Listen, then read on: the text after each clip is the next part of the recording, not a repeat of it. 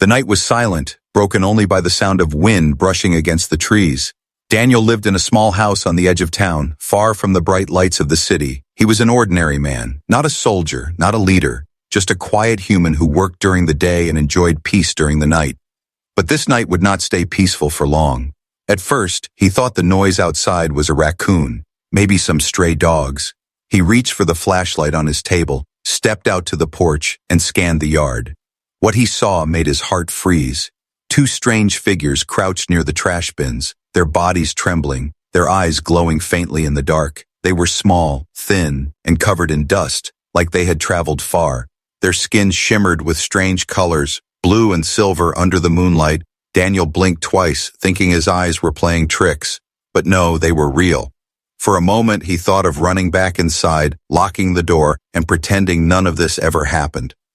But then he noticed something. They were not attacking, not growling, not dangerous. Instead, they were clutching their stomachs, weak and hungry. They looked more like lost children than monsters. Daniel's hand shook as he pointed the flashlight closer. One of them raised its thin arms, shielding its face, whimpering softly. The other let out a small sound that almost resembled a cry. It hit him suddenly. These were not animals, not grown warriors, but strays, alien strays, desperate and starving. God, Daniel whispered under his breath, what am I looking at? The two aliens stared back at him, wide-eyed, filled with fear and hope at the same time. He could not explain why, but instead of fear, he felt something else. Pity, maybe even responsibility. He lowered the flashlight and sighed. Wait here, he said slowly, even though he knew they might not understand. English. He stepped inside, went to the kitchen and grabbed some bread, leftover meat, and a bottle of water. His hands were still shaking, but his mind told him this was the right thing to do. When he returned, the two creatures had not moved. They were still huddled together, whispering in a language Daniel could not understand. He placed the food on the ground and backed away carefully. For a few seconds, nothing happened. Then one of them sniffed the air, crawled forward, and touched the bread with trembling hands. It took a small bite, then another, then it devoured the rest like it had not eaten in days. The second one joined quickly, sharing the meat and gulping down water. Their faces changed from fear to relief, and for a strange moment Daniel thought they almost smiled. As they ate, Daniel felt his heart pound faster. He realized what he was doing, feeding two alien creatures on his own porch. No one would believe him if he told the story. He should have called the police, the government, anyone. But something deep inside told him not to. These beings were not here to fight. They were here because they were lost. And tonight they had chosen his house. The moment felt almost calm. But then something shifted. The ground vibrated under his feet so faint he thought it was his imagination. The aliens froze mid-bite, their eyes darting toward the sky. They whispered something quickly to each other, voices sharp and urgent. Daniel followed their gaze but saw only stars above. He frowned, confused. What's wrong? One of them looked at him directly. Its glowing eyes filled with fear. It raised a trembling finger toward the heavens and spoke a single word in broken English. They come. Daniel's blood ran cold. The creatures knew something far bigger than his quiet life. He stared at them, realizing he had stepped into something he could not walk away from. The night wind grew colder, and the silence around the house turned heavy.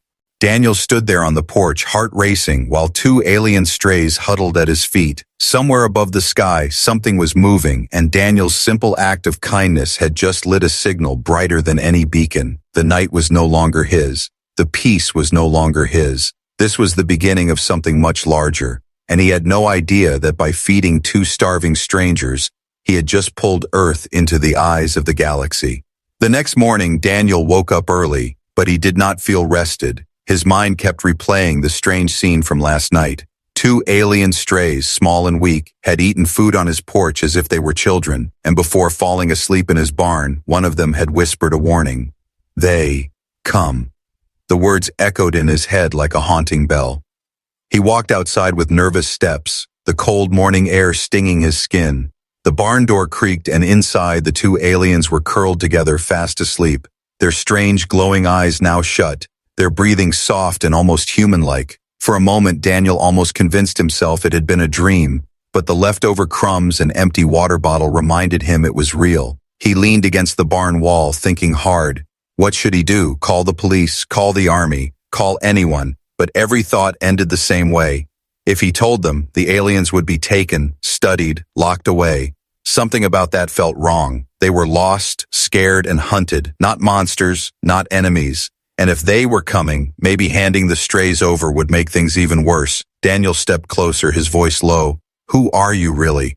One of them stirred, blinking awake. Its eyes glowed faintly, and in a trembling voice it tried to form words. You. Human, it whispered, pointing at him. Kind. Daniel's chest tightened because he had never been called that with so much weight. The Kriya. Tour continued, broken English cracking through. We run from killers. Many ships. The words chilled Daniel more than the morning air. Many ships, killers, a hunt. This was not a simple accident. This was something much bigger. As if to prove their words, something strange began happening across the world. At the local radio station, static waves surged violently. At the military base nearby, radar screens flashed with lines that vanished too fast to track. Satellites above Earth reported signals they had never seen before, but the scientists dismissed them as glitches. Only a few commanders noticed the strange rhythm, like a heartbeat pulsing across space. A signal sent, a reply received. Back at Daniel's farm, the aliens sat up quickly, their small hands gripping his sleeve. Too late, one of them whispered. They see us. Daniel felt his blood run cold. Who sees you? The answer came in broken words. Empire. Hunters. No mercy. The barn grew quiet, but not peaceful. It was the kind of silence that carried weight, like the world itself holding its breath. Daniel looked out the window, half expecting to see something falling from the sky. Instead, he saw nothing but blue, yet he could not shake the feeling that eyes, thousands of them, were already watching Earth. That evening he sat on his porch staring at the horizon. The two aliens sat beside him, small and fragile. They tried to explain more in their strange language mixed with broken English. He caught fragments. Royal, blood, war, hunted. Each word felt heavier than the last. Suddenly, one of the aliens grabbed his arm and pointed at the night sky. Daniel squinted, at first seeing only stars, but then he noticed it. One of the stars moved, sliding slowly across the heavens, not like a satellite, not like a plane. It shimmered, then disappeared, then reappeared in another spot. Daniel's breath caught. That's no star. The aliens pressed closer to him, shivering. They come, they whispered again, voices trembling with terror. The ground beneath them gave a faint vibration, too small for most to notice, but Daniel felt it in his bones. Something massive was entering orbit, something far beyond Earth's control. On the news, strange reports began to spread. Pilots claimed to see flashes in the upper atmosphere. Fishermen spoke of the ocean tides shifting in unnatural ways. Astronomers argued over faint shapes moving beyond the moon. Governments rushed into emergency meetings, but they argued more than they acted. Daniel turned off the TV, his hands clenched into fists. He was no soldier, no leader, just a farmer, but he was caught in something too big to escape. He glanced at the two alien strays, fragile, trembling, and yet holding secrets that could shake worlds. Their eyes met his, full of fear but also trust. He had fed them when no one else would. Now they clung to him, as if he was the only shield between them and the galaxy. Above them, the sky flickered again, brighter this time. Daniel's heart raced. The aliens spoke together, voices sharp with panic. War. Ships.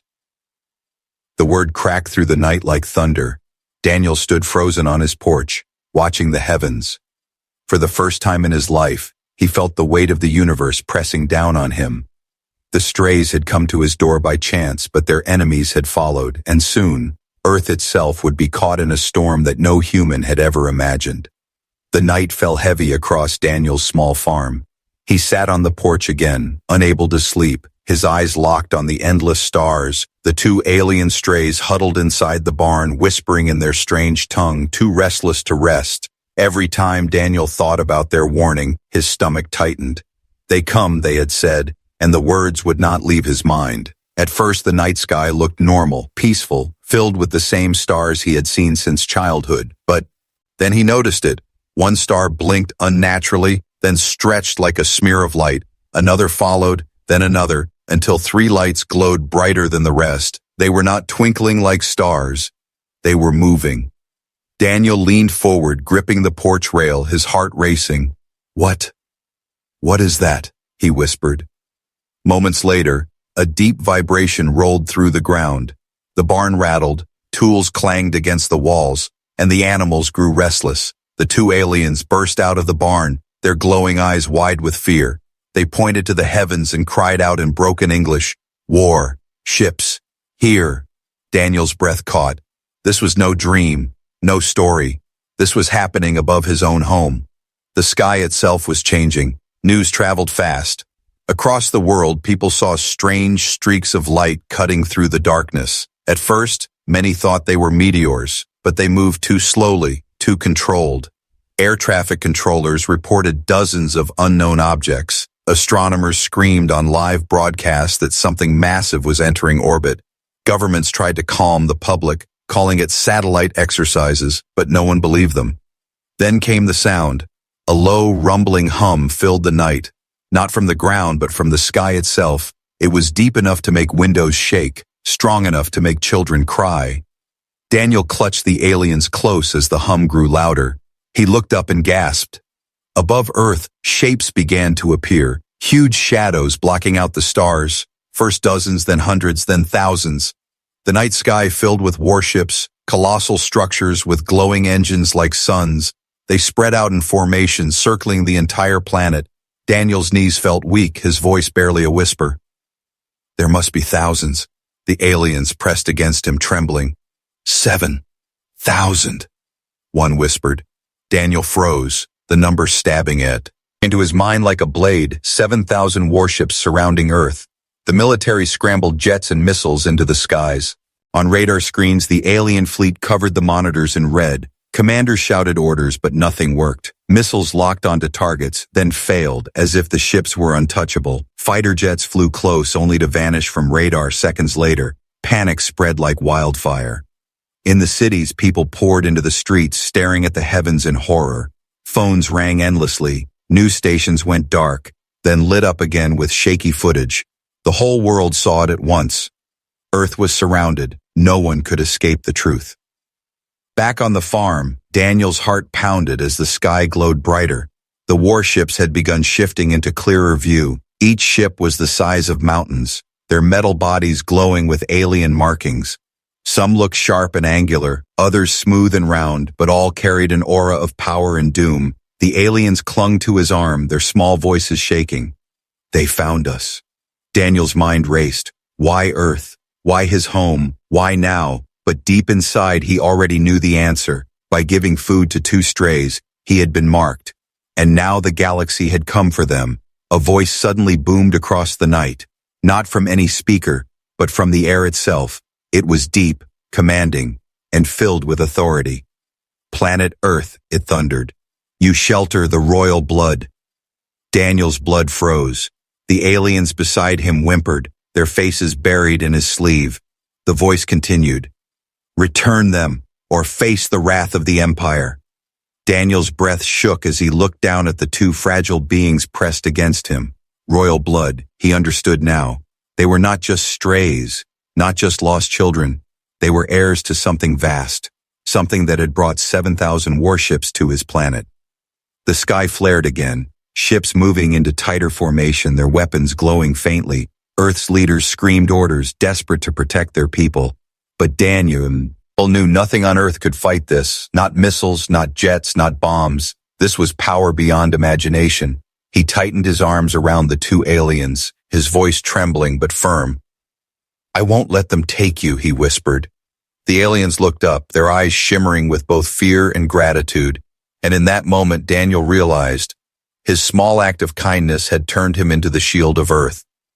But the question remained, could one man protect 2 fugitives when the entire galaxy had arrived to claim them? The world was no longer the same. One night had turned Earth from a quiet planet into the center of the galaxy's attention. 7,000 warships hung in the skies like a crown of fire and steel, circling the earth as if it was already theirs. Every human heart beat with fear. Every government scrambled for answers, and yet no answer was enough. Inside the United Nations chamber, chaos ruled. Presidents, generals, and advisors shouted over one another. Some demanded immediate surrender. Others called for resistance. "We cannot fight them," one general yelled, slamming the table. "Our weapons are nothing compared to theirs." Another voice countered, "We must show strength. We cannot bow so easily." But deep down, they all knew the truth. Earth was powerless. Meanwhile, on Daniel's farm, the night felt heavier than ever. The sky glowed faintly from the lights of the ships above, turning darkness into a strange twilight. Daniel sat inside his small living room, the two alien strays close to him, their thin hands gripping his sleeve. His television flickered with breaking news. Images of massive alien ships filled every channel. Across the world, people screamed, prayed, and waited. The world held its breath. Daniel turned off the TV, the sound of panic too much to bear. He looked down at the two beings beside him, their glowing eyes wide and wet with tears. "Tell me the truth," he whispered, voice rough. "Who are you, really?" The smaller alien pressed its hands together, trembling. Then in broken English the words came. "Royal blood," it whispered. The ground trembled as the colossal warship lowered through the clouds. Its sheer size blotted out the moon, turning night into a false dawn of silver light. Metal plates shimmered, carved with markings that glowed like fire across its hull. Every window in town rattled, car alarms wailed, animals bolted in terror. Daniel stood frozen on his porch, the two alien heirs clutching his arms, their eyes wide with fear. Then came the voice, a sound not carried by speakers, but by the very air itself. "Protector of the royal blood," the voice boomed, deep and commanding. "You are summoned." The words shook through his bones. Daniel's knees nearly buckled, but the grip of the small alien steadied him. He looked down at them, fragile yet brave, and whispered, "I'll go." The ship's underbelly opened, revealing a beam of light brighter than the sun. It swept across the ground, and where it touched, grass bent and stones cracked. The beam stopped at Daniel's feet, waiting. The aliens clung tighter to him, whispering in broken English, "Safe. Trust. Go." Daniel swallowed hard, his heart hammering, and stepped into the light. In an instant, his world vanished. The porch, the farm, the night, all dissolved into brilliant white. When the light faded, he was no longer on Earth. He stood inside a vast chamber, walls stretching higher than skyscrapers. The floor gleamed like polished glass, reflecting alien symbols that pulsed beneath his boots. Before him stood giants, not in size but in presence, rows of armored beings with silver skin and sharp eyes, their weapons glowing faintly. At the center, on a raised platform, stood the commander, a towering alien draped in robes of black and gold, eyes burning like twin suns. When he spoke, the entire chamber shook. "You gave food to the royal blood, therefore you are under the law of protection." Daniel's throat went dry. He could not mow. They could not think. The commander's voice thundered again. "You are now guardian. The Empire shields you. Earth is shielded through you." The words hit him like thunder. Him, a farmer, a nobody, now tied to the fate of his entire world. "Why me?" Daniel whispered, his voice shaking. "I only gave them food." The chamber went silent for a moment, the commander's eyes narrowing. "In our law," he said, "the one who shows mercy to the blood of the throne becomes their protector until death." Daniel's heart pounded. Until death. He wanted to protest, to say he was unworthy, but the eyes of thousands were on him, alien soldiers who would not understand doubt. Suddenly, a hologram flickered into the air above. It showed Earth surrounded by the 7,000 warships. Around them, red markings appeared, enemy ships, fleets gathering on the edge of the system. The commander's voice thundered again. "Enemies come, drawn by the blood. They will not stop. They will kill, burn, destroy." Daniel's fists clenched. The image burned into his mind. Earth was not just a planet anymore. It was bait in a galactic war.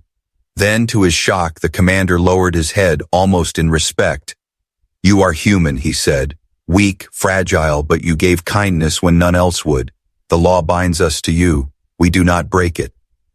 The chamber echoed with a strange sound, thousands of soldiers striking their weapons to the floor in unison. The sound rolled like thunder, a salute to him, the farmer, the protector. Daniel felt his chest tighten, not with fear but with something heavier. Responsibility. The fate of 2 alien heirs rested in his arms. The safety of Earth was now tied to his choices. He was no longer invisible, no longer ordinary. The galaxy knew his name. Then the commander raised a hand and the chamber darkened. A new hologram appeared, one of the alien heirs, alive and well, but Ted by shadows, the voice rumbled. Choose, protector. Give them to us for safety, and your world remains untouched. The air grew heavy. Daniel's stomach twisted, his eyes darting to the 2 strays trembling beside him in the chamber. They looked at him with tear-filled eyes, whispering, "Don't leave us." Daniel's breath came sharp. He realized this was no meeting, no ceremony. This was a test. The galaxy waited for his choice. Would he hand over the heirs and save Earth by betrayal, or keep them close and face the wrath of every enemy beyond the stars? His heart thundered in his chest, and deep inside, he knew his answer. The chamber shook with silence. Thousands of alien soldiers watched from the shadows, their weapons glowing faintly. The massive commander stood tall, his golden eyes fixed on Daniel, waiting. Choose, he thundered. Give them to us, and your world will remain safe. Daniel's heart pounded like war drums. The 2 alien heirs clung to him, their small fingers gripping his arm as if letting go meant death. Tears shimmered in their glowing eyes and their voices cracked. Don't leave us. The weight of the galaxy pressed down on Daniel's chest, crushing, suffocating. One choice could save Earth, but it would mean betrayal. Another choice would protect the 2 beings who trusted him, but risk war beyond imagination. Daniel closed his eyes, breathing hard. He remembered the first moment he saw them, shivering and starving by his porch. They hadn't come as rulers or warriors, but as children, hungry and afraid. How could he abandon them now, after giving them food, after giving them hope? Slowly, he raised his head, his voice trembling but steady. I will not hand them over. The chamber erupted in a ripple of shock. Some soldiers shouted, others pounded their weapons on the floor. The commander's eyes narrowed, golden fire burning inside them. Do you understand, he growled. Your choice binds Earth forever. Enemies will come, millions will die. Daniel's voice cracked, but he died. I'd not step back. Then let them come. I won't betray them. For a long moment, silence swallowed the chamber. Then the commander lifted his arm high. To Daniel's surprise, he did not strike, did not order death. Instead, he bowed, low and slow. Then so it shall be, he declared. The sound of thousands of soldiers striking their weapons echoed again, this time louder, like thunder rolling through eternity. In their law, his choice was final, and his bravery sealed Earth under their shield. But the shield came with a price. Above Earth, the 7,000 warships shifted, their engines burning brighter. They moved into new positions, preparing for battle, because already enemy fleets were on the move, drawn by the blood of the heirs. Satellites caught images of hundreds of red signals flooding toward the solar system. A storm of ships, hungry for war. Back on Earth, panic erupted. Governments tried to prepare, but their armies meant nothing now. Citizens filled the streets, watching the skies glow with unnatural light. The world realized their planet was no longer just Earth. It was a battlefield. Daniel stood in the chamber, shaking but unbroken. The 2 heirs pressed close to him, whispering, "Protector." The word cut deep, heavier than any title he had ever known. He was not trained, not chosen by destiny, but his simple act of kindness had forced him into the role of protector of Earth. The commander stepped forward, placing a massive hand on Daniel's shoulder. "Your courage binds us," he said. "Our fleets will fight for you, but enemies will come, and you must stand." Daniel swallowed hard. "I will." The commander's golden eyes softened for the first time, almost respectful. "Then you are no longer farmer," he said. "You are shield of Earth." Suddenly, alarms roared through the chamber. The hologram of the solar system flickered alive, filled with red enemy. By signals, hundreds of fleets closing in from every direction. The commander's face hardened, his voice sharp as steel. "They come faster than we expected." The 2 heirs clutched Daniel's hands, trembling. One whispered, "If they find us, they kill you too." Daniel knelt to their level, looking them in the eyes. "Then we don't let them find us," he said softly. His fear had not vanished, but something stronger had taken its place. Resolve. The chamber doors burst open, soldiers rushing in with weapons drawn. The commander barked orders, the fleet shifted, energy shields lit the skies. For the first time in human history, Earth was covered by a wall of alien warships. Every human looked up in awe and terror as the night sky glowed with burning engines. The greatest armada the galaxy had ever seen had taken position, and at its center was Earth, protected not by its own strength, but by the kindness of one man. But the price was clear. Daniel had chosen mercy, and now war was coming. The first enemy fleet was only minutes away. The world braced, the galaxy watched, and Daniel whispered to the heirs at his side, "We face this together." The night sky above Earth burned with light. 7,000 warships glowed like a shield of fire, engines roaring, weapons primed. From every corner of the system, enemy fleets rushed closer, their signals flashing red across the holograms. The galaxy had chosen Earth as its battlefield, and there was no escape. Daniel stood in the chamber of the Empire's flagship. The two alien heirs clung to his sides, their small hands gripping his tightly. The commander towered above him, issuing rapid orders in a language that shook the air like thunder. Every soldier, every ship, every weapon now moved under the law of his choice. Daniel had refused betrayal, and now Earth would face the storm. On the horizon, the first enemy ships appeared. Massive, black as shadows, their hulls pulsing with crimson light. They slid through space like predators, countless in number. The air around Earth vibrated as the enemy hailed. A voice, harsh and cruel, thundered across every screen on Earth. "Give us the heirs, or your world will burn." Daniel's fists clenched, his voice steady, though his heart trembled. "You will not have them." The heirs looked up at him, their eyes filled with both fear and pride. The commander turned to Daniel, bowing his head. "So it is spoken, so it is war."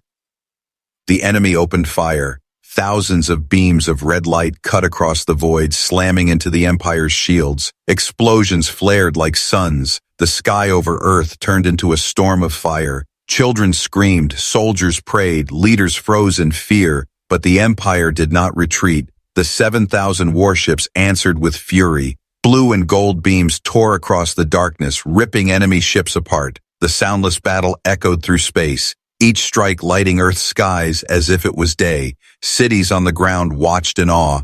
For the first time, humanity saw a galactic war, and Earth was at its heart. Inside the flagship, Daniel stood firm, the chamber shaking with every blast. The commander shouted, "Your courage binds us, but your world must choose, fear or strength." Daniel turned toward the broadcast cameras, his face pale but unbroken. He spoke not just to the galaxy, but to Earth. "We do not run. We do not surrender. This is our home, and no one takes it from us." Across the planet, people heard his words. Farmers, workers, soldiers, children.